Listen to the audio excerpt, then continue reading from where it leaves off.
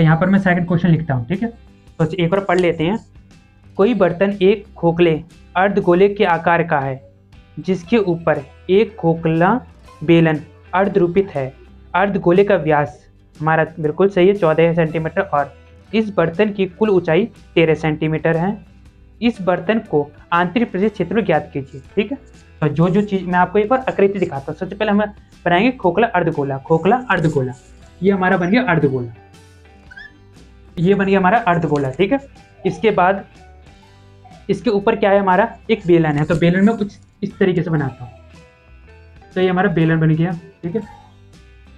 तो इस तरीके से हमारा बर्तन कुछ दिखाई दे रहा है। आपको पता है डायग्राम तो मुझे बनाना आता ही नहीं, ठीक है। अब इसमें जो दे रखे हैं, ठीक है, और इसका जो व्यास है, पूरा जो व्यास है वो कितना हमारा 14 है। कितना है? 14 है। इसके बाद इस पूरे बर्तन की हाइट कितनी दे रखी है भाइयों? 13। कितनी दे रखी है? 13, ठीक है। मार्कर चल नहीं रहा तो मैं दूसरा मार्कर ले लेता हूँ, ठीक है। इसके बाद ठीक है, बस इतना ही हमें दे रखा। तो इसका पूरा जो पूरी होगा, मतलब कि यहाँ से लेकर पूरा इसका जो क्षेत्रफल है वो हमें पता करना है, मतलब पूरा आंतरिक, पूरा टोटल, ठीक है। तो हम शुरू करें। तो सबसे पहले हमें यहाँ पे व्यास, तो हमारा जो व्यास है वो कितना हमारा 14 है। तो व्यास से आपको पता है त्रिज्या हमारे आराम से निकालें। तो त्रिज्या हमारी कितनी होगी? 14/2 7। तो त्रिज्या कितनी आ गई हमारी? 7 सेंटीमीटर। और आपको पता ही है जब त्रिज्या इसकी 7 आई तो ऑटोमेटिक इसकी भी क्या है? 7 ही त्रिज्या है, ठीक है। तो दोनों की त्रिज्या कितनी आ गई हमारी? 7 आ चुकी है। इसके साथ साथ इसको हाइट की जरूरत नहीं पड़ती, बट इसको हाइट की क्या होगी? जरूरत पड़ेगी। तो हम यहाँ लिखा रहेंगे बेलन की ऊंचाई। तो बेलन की ऊंचाई लिखाने के लिए बहुत आसान मेथड है, ठीक है। देखो ये पूरा कितने का है? 7 का। ये पूरा कितने का है? 14 का, ठीक है। और इसका आधा कितने का हुआ फिर हमारा? 7 का, ठीक है। और इस 7 को हम इससे माइनस कर देंगे। तो हम त्रिज्या क्यों लिखा रहा हूँ मैं? बेलन की ऊंचाई, बेलन की ऊंचाई। तो बेलन की ऊंचाई हमारी कितनी आ जाएगी? हम इस 7 को 13 से माइनस कर देंगे। 13 को अगर हम 7 से माइनस करें, ठीक है, क्या करेंगे? 7 को 13 से क्या करते हैं? माइनस कर देंगे। तो हमारी जो आंसर लिख रहे हैं वो 6 लिख रहेगा। तो इसका मतलब यहाँ से लेकर यहाँ तक इसकी जो हाइट लिख रही है वो कितने लिख रहेगी? 6। और यहाँ से लेकर और यहाँ तक इसकी जो नीचे वाले की जो हाइट है वो कितनी है? 7, ठीक है। कैसे लिखा रही?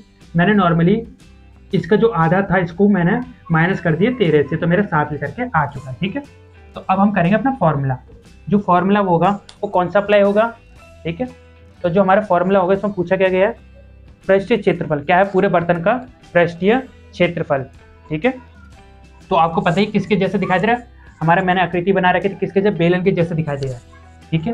तो ये पूरा बेलन का हम क्षेत्रफल लिखाएंगे। तो लिखेंगे, ठीक है, बेलन नहीं लिख सकते हम, बर्तन लिखेंगे। बर्तन का आंतरिक, बेलन का आंतरिक क्षेत्रफल, ठीक है। तो बेलन का आंतरिक क्षेत्रफल का मतलब अच्छा यही है भाइयों, यही है कि इसमें क्या है? बेलन को कुल पृष्ठीय क्षेत्रफल यूज हो रहा है, ठीक है। तो वो फॉर्मूला आपको पता ही होगा, वो कौन सा होता है कुल पृष्ठीय क्षेत्रफल का? बोलो बोलो बोलो। सबसे पहले बेलन का लगाओ। क्या होता है? 2πr/h प्लस इसमें गोला भी है। क्या है इसमें? गोला भी तो दे रखा है, ठीक है। और गोले का क्या होता है बताओ? 2πr², ठीक है। अब भाई पता है नहीं फॉर्मूला कैसे बनाता है ना, ठीक है। तो ये फॉर्मूला कैसे बनाता, हमने कैसे बनाया था आपको पता ही है। तो दोनों में कॉमन क्या? 2 कॉमन है, पाई कॉमन है और r कॉमन है। बचा के h और r, ठीक है। 2 गुणा में 22/7। r तो हमारी दोनों की सेम ही है। r कितनी हमारी? 7 आ गई। ब्रैकेट हाइट अब इस बार हमारी 6 आ चुकी है प्लस 7, ठीक है। इन दोनों में करो, क्या करोगे? पहले इस 7 को इस 4 से 44 आ गया हमारा, ठीक है।